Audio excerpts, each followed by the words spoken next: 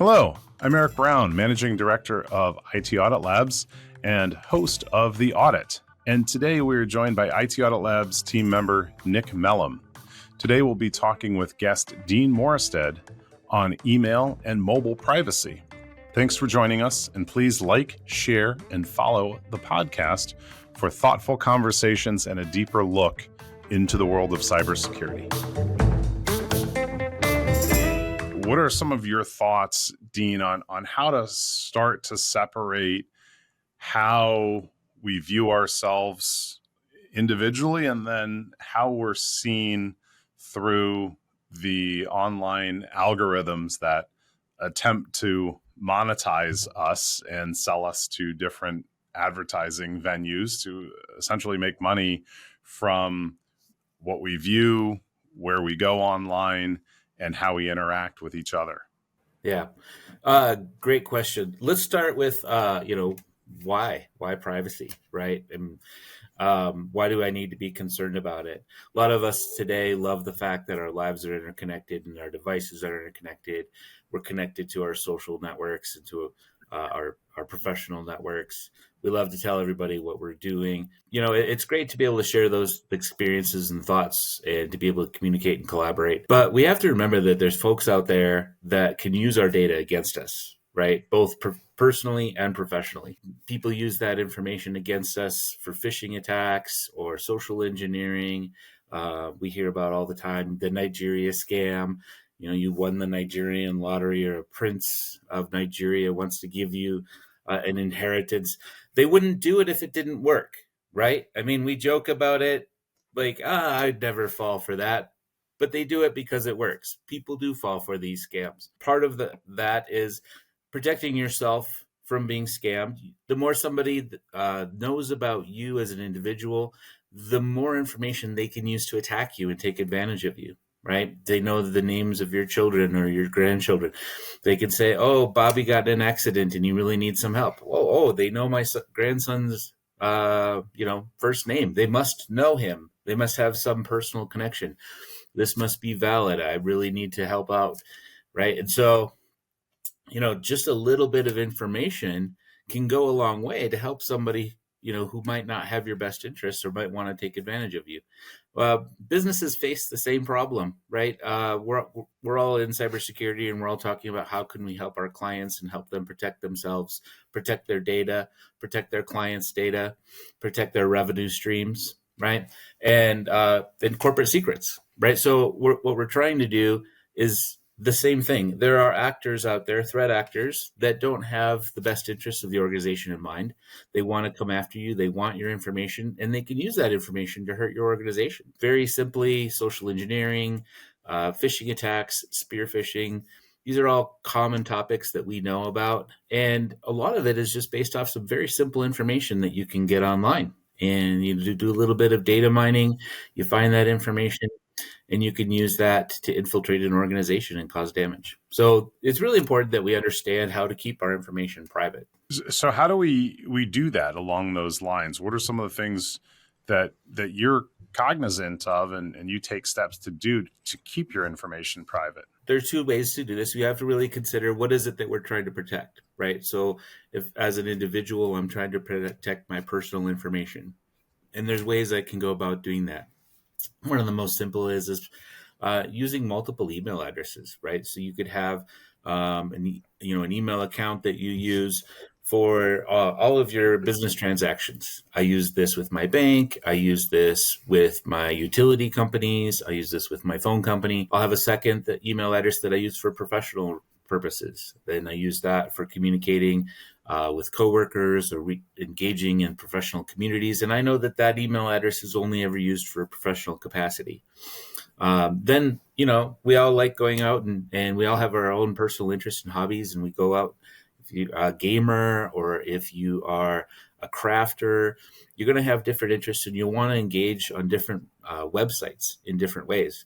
And if you have a specific email address that you can use for those activities, most often what we see is individuals use a single email address. And when you do that, you don't have a way of sorting the emails that are coming in or identifying where that email address came from. A lot of times we sign up for a website and they'll share our our email address, so they'll sell it to their partners. And then all of a sudden you end up a mailing list. You start getting a bunch of junk email. You don't know where it came from. How did I get on all these lists?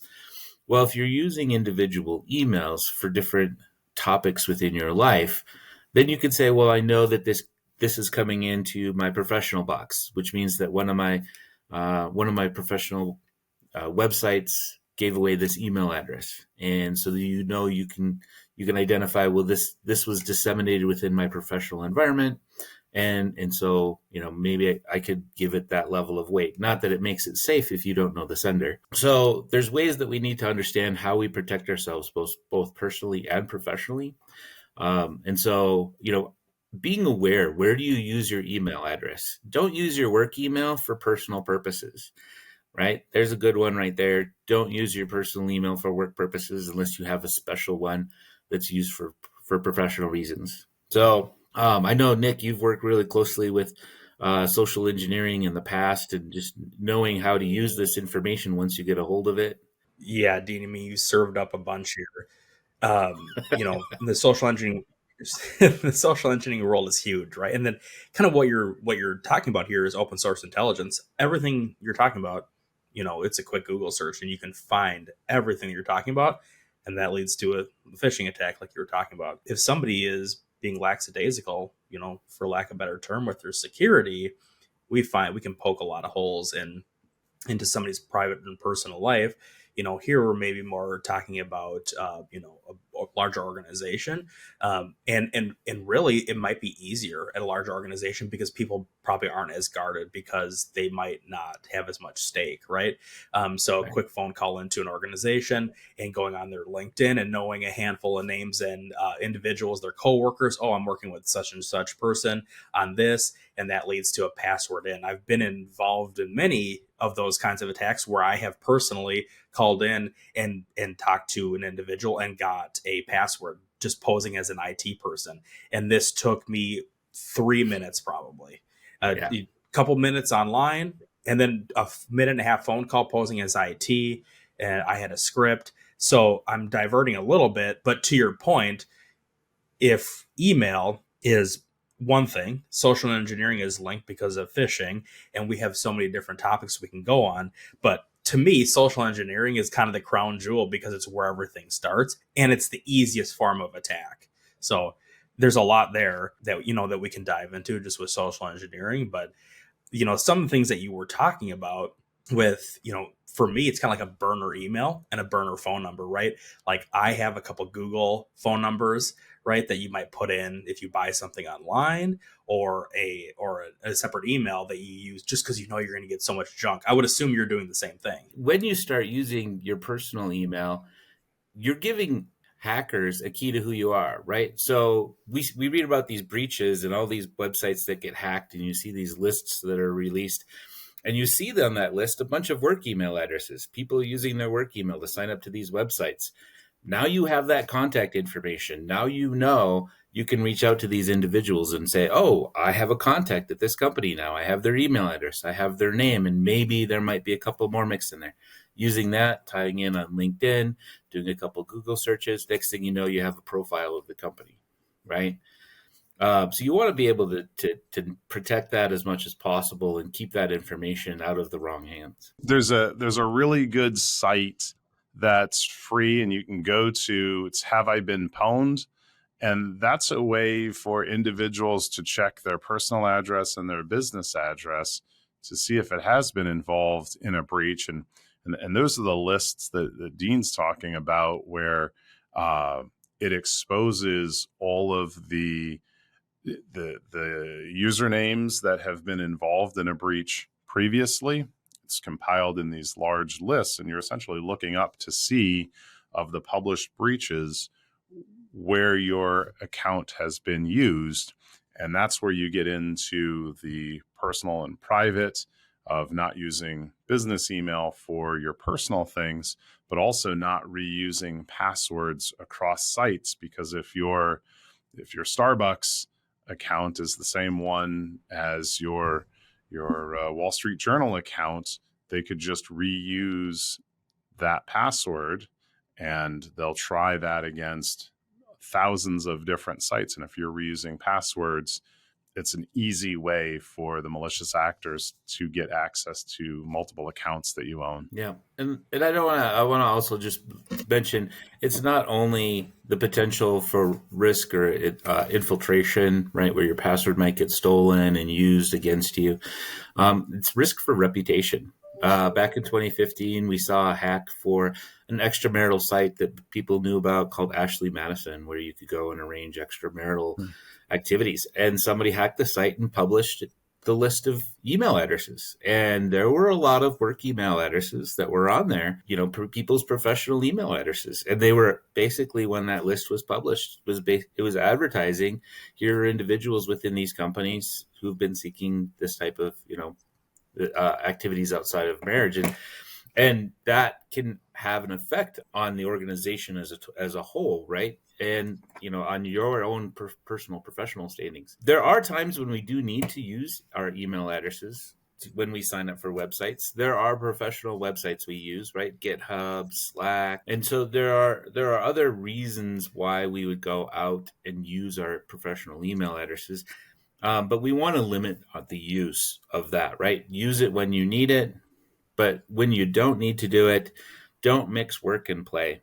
And as an organization, it's the duty of the leaders to help educate their user base as to why we don't use professional email addresses for personal purposes, and why we don't use them, use them sparingly as we can across the internet. Yeah, Dean, I'm glad you brought that up, because that was what I was looking to get into, was what is the best route for an organization, right? Because we all, and we're engaged on many other projects similar to each other, but education and policy are one thing, and we're very passionate about those because we can't really do one without the other.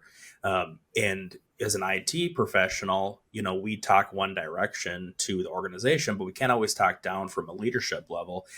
In your point of view, is that enough, right? We can write policies until, we're blue in the face. We can talk about it and put the knowledge out there. I guess where I'm kind of going with this question is, how good can we be? Because, we try to keep ourselves as clean as we can on social media policies. I'm really kind of spiderwebbing here to the greater thing. But, what's the best way an organization can protect themselves? Is it just policies and procedures, or should be the communication? What's your ideas there? Well, policy procedures were always where you start, right? So notifying the users that it's expected that they're only going to use the work emails for work purposes, right? That your emails are property of the organization, that anything you do with that can be audited by the organization. They pay for those emails, those email services. They pay for the domain names, right? That's part of their branding. It's been well established through legal precedent that the organizations own that email address and the data associated with it. So setting forth in policy, right, that, hey, we own this, that we have the right to audit, and you need to help us protect it, right? From policy, you can drive then down into enforcement and audit, right? So there are ways that you can audit, incoming email domains to say, hey, who's emailing our individuals? Do we see a lot of emails coming in? Are people using their work email for their Netflix account or for their Hulu account, right? Are they using this for social media? You can do an easy audit of your incoming emails. There's also products out there and vendors that give you more control. We've all had experience with those tools where we can really tighten and block out unwanted emails, and we can prevent that from a technology perspective. So we can implement technology to enforce policy. And really, I think it's up to the organization, and it's a lot of that goes into really your risk analysis and weighing the risks and benefits, right? So what is the risk of somebody using an email address inappropriately? What's the cost going to be to our organization from a breach or from a loss of reputation, right? I was working with a customer, and we had some tools where we were going in to identify what maybe blacklists or what lists people's email accounts were on, people's work email accounts were on. And it came across a user who was clearly using their work email for personal business and reached out to the individual to talk about it. And the reason they told me that they were using it for personal business was that the work spam filters were really good, and it stopped a lot of spam from coming in that their personal email didn't. So it was just easier for them to use their business account for personal stuff. Kudos for him for thinking about that. I mean, at least he's thinking about it. That's interesting. Nick, didn't you get a real letter? Was it a while ago? Was it your mom that got it? Somebody got a real letter. I got one. You got one. That maybe we talk about that, because that was an interesting one where it crossed the physical boundary. I gotta jog my memory. Yeah, it was about if I didn't make this payment for a credit card, that it was going to go into default, or whatever. And it's obviously not true. But I can't remember who it was from. I think it said like American Express or something. But then it was down below. It says call this number to set up a payment plan or whatever. And I obviously didn't call the number, but yeah, it was super random too, because now I'm thinking about it. I also got that random bottle of protein from Amazon. And remember, I texted you. I said, did you, as a joke, randomly send me this whey protein? But it was just random. But it was my address. So it was super weird. That's pretty good. Dean, when it comes to phishing emails, I just got to ask, have you seen any good ones? Is there anything that stands out? Yeah, so good question. So there are pay for services like Proton Mail. Proton Mail is pretty good. Also free emails. There's I mix it up, right? So you have hotmail.com, you can get a free email address and you can use it and you can throw them away when you don't need them anymore. Yahoo, you can still use those. AOL, I've seen AOL still alive and well. You can AOL if you want, pay for that. Everybody knows Gmail. Keep in mind, if you're not paying for a product, you are the product, right? These companies don't go out and stand up whole data centers and set up free email servers just because they like you. They're farming information off of you, who you're talking to. They're pulling keyword metadata out of your emails and looking at types of things that you're, do you like subscribing to certain websites or certain mailing lists, right?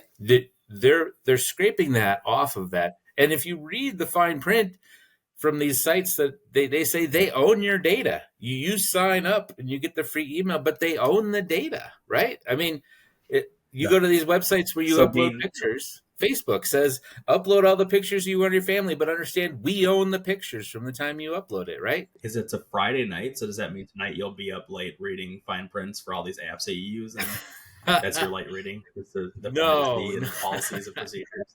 No, I laugh at those things, because how many times have you guys been out to dinner with friends or family?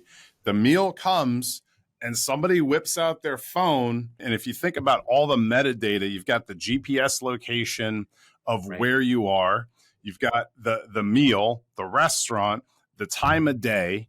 And you could start to look at other people in the vicinity who may also be posting to social media. I love what you're saying. I can be one of those people because I'm a photographer, but here's the difference. I don't take the picture on my iPhone. I take it on a digital camera, and I have geotagging off. Yep. And when I'm in Lightroom, I take out, doing any editing, I take out all that information. So if somebody gets it, they're not going to get anything. But it's funny you say that, because when people, and here's a good point to what you're bringing up, Eric, and something that we do for organizations. If we do a physical security assessment, if a professional is doing that with their iPhone, you have a problem, or a smart device. They should be using, I don't have one on my desk right now, but they should be using a digital camera with the geotagging right off if it's connected to a phone. So that's a funny point that you bring up. I'm actually glad you brought that up, because we do see that. And, you should be using a digital camera, right? That's not an iPhone that's taking all that information. Funny topic to bring up. Yeah, or download the pictures to your computer afterwards, scrub out all of the metadata. You can get apps that'll do that for you. Scrub out all the data, and then you can share them and post them. But don't do it. Don't post straight to your app right after you take the picture. Don't go straight to Instagram, straight to Snapchat. Use a little restraint. You can wait. I do want to mention, you asked, am I going to spend my Friday night reading the fine print on the websites? I have to I'll be say, disappointed if you're not. no, but I have to tell you, every time I look at a website, I will skim through their privacy notice.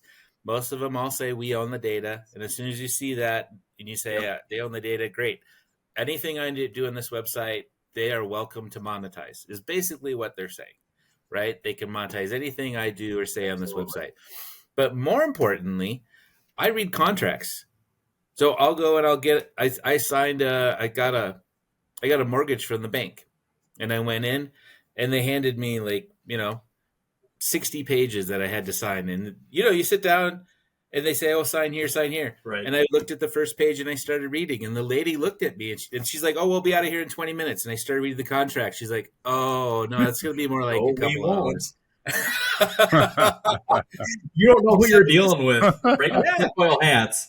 She said, "Well, this is just a standard contract, a standard mortgage contract language." And I'm like, "Yeah, but I have to read it." I'm Right. and I read those contracts. I read contract language. I was at a bank and something. I was getting a car loan, and they said, "Oh, well, here it is. It's a 3-page contract to sign for the car loan." And I started reading it, and the person, the loan administrator, was like, "Yeah, it's just a standard contract. It's okay. Yeah, most people just sign it." They were getting very impatient because I was reading the contract before I signed it. See, and then to me, though, that he said that, I'm more skittish now that he had to bring that up, that he's like worried that I'm reading it.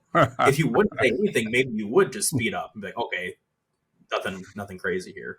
Right. Well, you bring up the car loan, and that's interesting as well, right? Because most people by default leave their credit unlocked. So anybody at any time can run their credit or open credit in their name.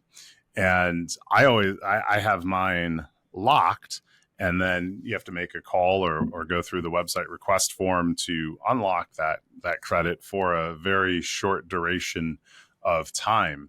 And going through that car loan process, they just assume that you'll give them your social security number because they want to run a credit check and see if you can afford the car that you want to buy. And I know security minded people who aren't security minded are probably just, here you go, go ahead and run it, which not only how are they treating your social security information, right? Sometimes they're just writing it on a piece of paper. What are they doing with that afterwards? And then more importantly, you're going to take a credit hit on that if your social security number is run multiple times, and that's going to impact your score negatively. So it's interesting too, Eric. I just had a situation kind of like that. My daughter started daycare a couple weeks ago, and the daycare facility wanted our social security number on a piece of paper, filling out the application.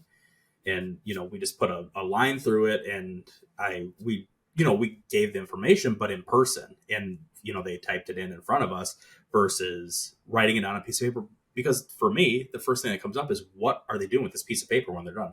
I don't know if they're going to put it through a shredder or a burn box or what they're going to do with it. So mine and my wife's social security numbers are not going on a piece of paper to go to a childcare center where we have zero control. Along that lines, and this is kind of deviating a little bit from where we're at, but lots of companies will just give you a form and they'll ask for tons of different information that's not relevant to the transaction in hopes that you'll fill it out, right. And you'll just say, "Oh yeah, you want my email address, and oh, you want my who to contact, my emergency contact. Oh yeah, well, that sounds perfectly legit. If I'm signing up for something, right? And so they ask you for this information. People just write it down. You'd be surprised how many times you can leave most of that blank, and you just put your first name, your last name, and your phone number, and they'll accept the form, and they don't need any of the other information.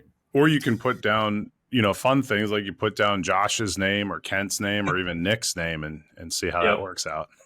How many cats you have? Yeah. Now, one thing I did want to mention about email addresses too is if you're going to start using throwaway email addresses, don't pick anything for an email name that would lead them back to you. Don't use parts of your name. Don't use parts of your profession. Maybe use something that has to do with like the interest that you're doing, right? And then always store all those, you're like, oh, so many emails, so many passwords. get a password manager, right? They're free. You can download it, install a password manager, and you don't have to worry about managing the passwords for all these websites that you're on, right? It's all taken care of. You have to look it up once if you have to go check an email for something. But for the most part, you're never going to go back and look at these email accounts unless you get challenged for something or you have to renew something, right? You rarely use these email sites. You going to say something, Nick? That's a bullet point of mine to bring up is, and probably a lot of people aren't using them.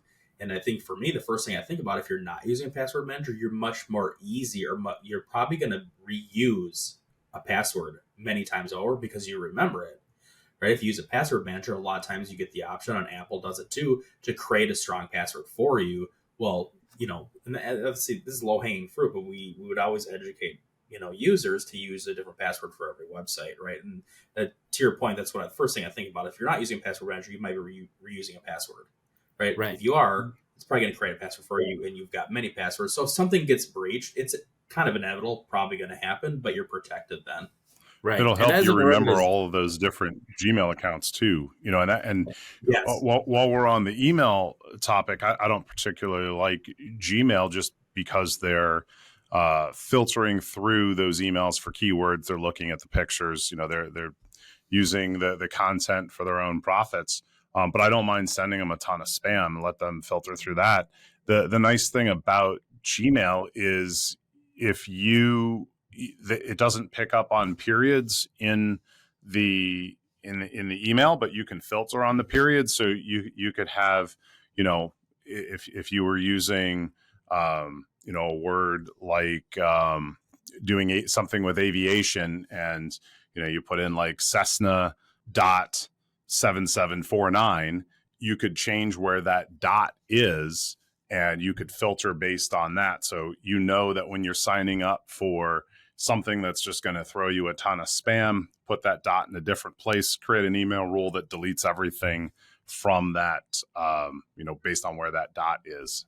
Yeah, definitely. Yeah. And as an organization, right, to prevent password reuse across your organization, you could provide password managers to your staff and train them on how to use them, right? So as your staff have to go out and use these websites, they have to use them for professional purposes. They're just going to reuse their password over and over and over and over again. And if one site gets hacked, now all of their access is out in the open. And so as an organization, we can actually help promote security and safety within our organization and train people on better practices and behaviors for password management professionally that will then hopefully lead to better habits in their personal lives. Dean, do you have a smartphone?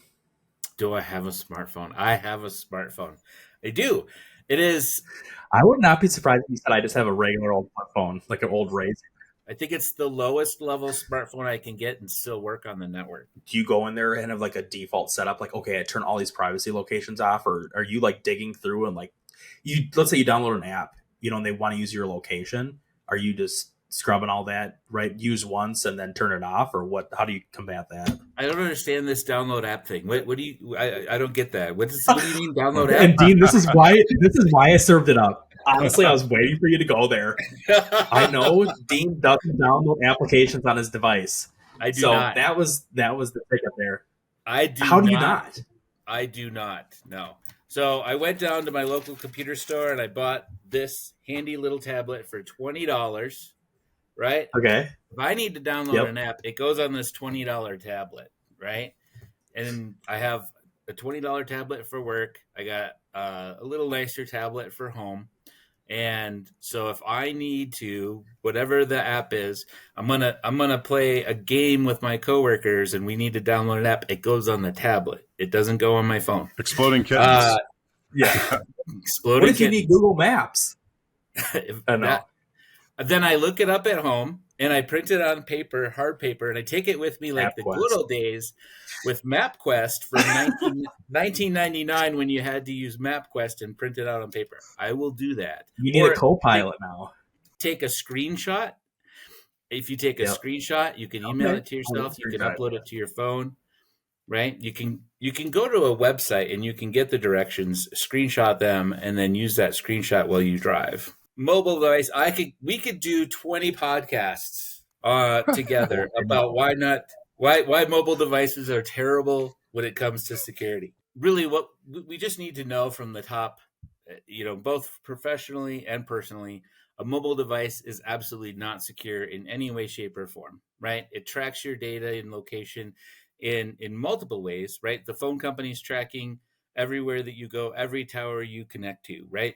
You're running 5G. Every time you connect to a tower, they're giving you an IP address, right? Your phone constantly is getting an IP address that's traceable and routable on the internet, right? You're getting we could track, the phone company can track you from your tower locations, and now you have an IP address. And then on top of it, hey, guess what, guys? I have a GPS chip in here, and I'm going to turn that on, and I'm going to start recording all my GPS locations. Now I have 3 different ways.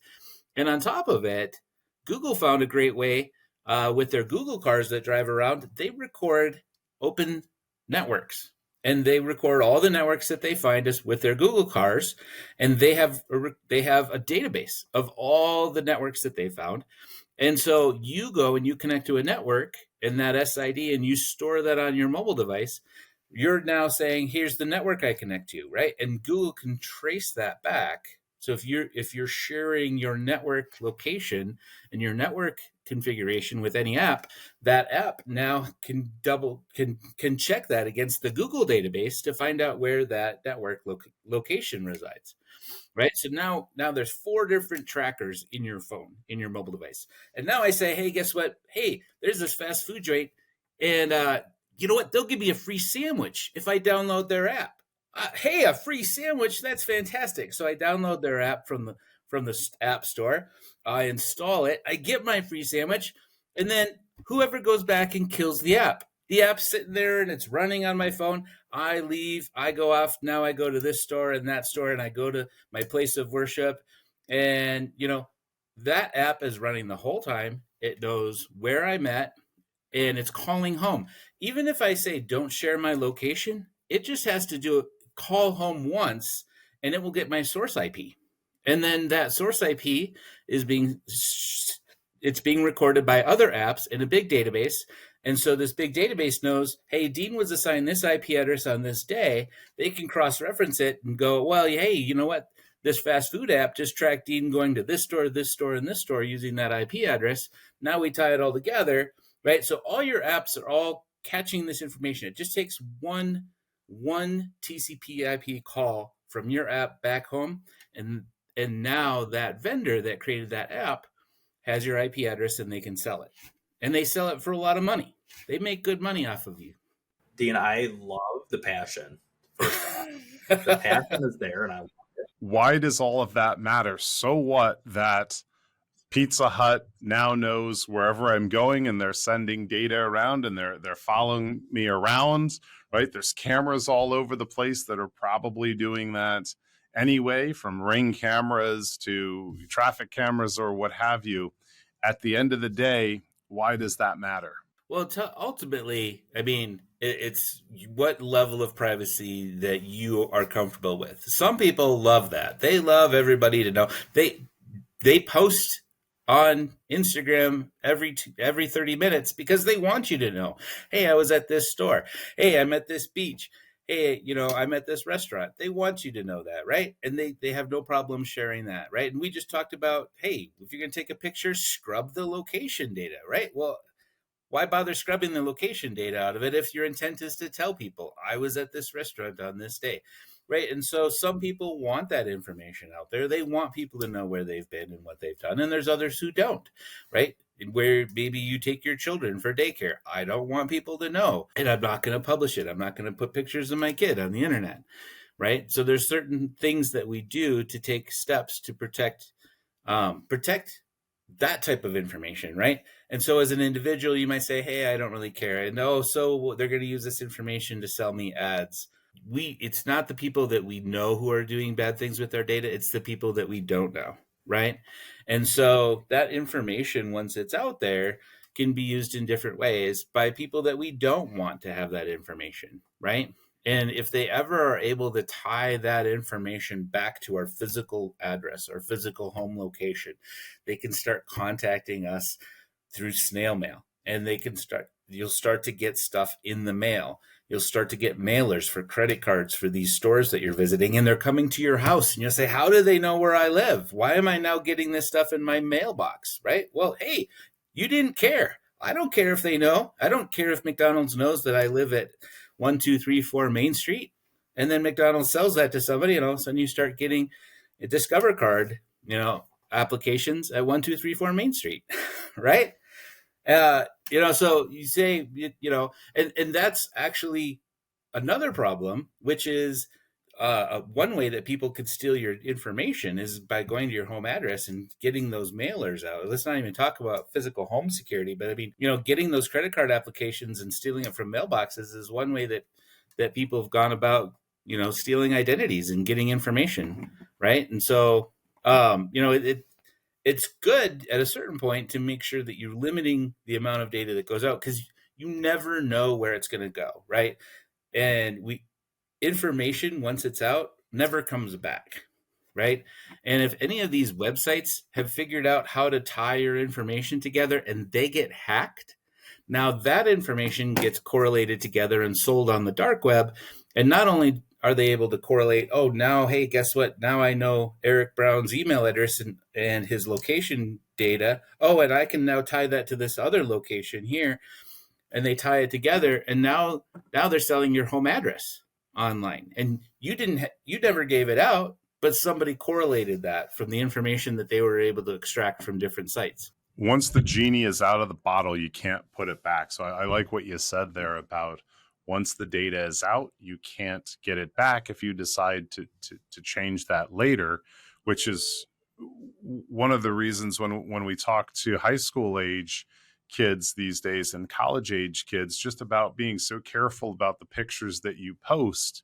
You're out on a Friday night holding a jug of whatever it is that they call it these days, or it's just, different alcohols in that jug. And hey, that's a lot of fun, but is it going to be fun 15 years from now when, you're trying to get a job as a director of some department and somebody hits the archives and finds that picture, you standing out on the corner with that jug? It's not, you can't put that back. So why put it out there to begin with? Right. I'm reminded of the gentleman who posted on it was one of those IDs companies, we won't name the name, and the president of the company said, hey, we do such a good job of protecting your ID. Here's my social security number, and he put it up on a commercial. And what they don't tell you is his identity has been stolen like 4 or 5 times since that commercial's gone public, right? Like it was basically LifeLock. He was, I wasn't going to say the name. He was basically haunting the criminals. You can't steal my identity. And they did, right? Once the genie's out of the bottle, it's out, right? And so, no matter, you can always go back, and I always hear the argument, well, I can go and I can put a lock on my social security account, or I can like do screening and things like that. And you could, right? And you could lock up your credit, but it's a lot easier if you don't put it out there in the first place. And so it's not something that you have to protect because it's non-existent, right? It doesn't exist. It's never been out there. There's so much to unpack. There is so much. There's so much. So the easiest thing about the mobile devices, just like the web, your web browser, it says, do not track me, don't use trackers. And on your phone, it says, do not track, do not allow GPS, and you feel safe. Oh, this app's not going to track me. No, there's still multiple ways to track you. There's your IP address that's calling back that can be married up with other information. Now, how do we translate that from personal security to corporate security, right? Well, we have corporate devices, right? So and you have people who bring personal devices to work. Right. So now you have this person who has this device that can track everything that they're doing. And it's recording that this person's in your office 8 hours a day. Right. And so now there's a correlation that this person works for your company. Right. So you're bringing that information into your organization. Then they connect to your Wi-Fi and they're going out and they're surfing the web and they're doing all these different things using their personal information. And they're correlating that now their surfing habits to your corporate IP address. All right. And so now all that information is being tied together. Get the software, the mobile device management software, and box in what they can and can't install on that. Don't let them get a mobile device for work and install Angry Birds, right? So there are ways that you can, as an organization, very simple ways that we can start to protect our data. I know we've covered a lot, and we probably have to have a few more of these conversations because we could go so deep on a lot of these topics and just giving information to people to help them, right, protect their data. So, Dean, maybe we should have another one of these here soon and go deep on maybe one particular vertical. I think that might be a lot of fun. Oh yeah. How's tomorrow work? Oh, tomorrow's Saturday.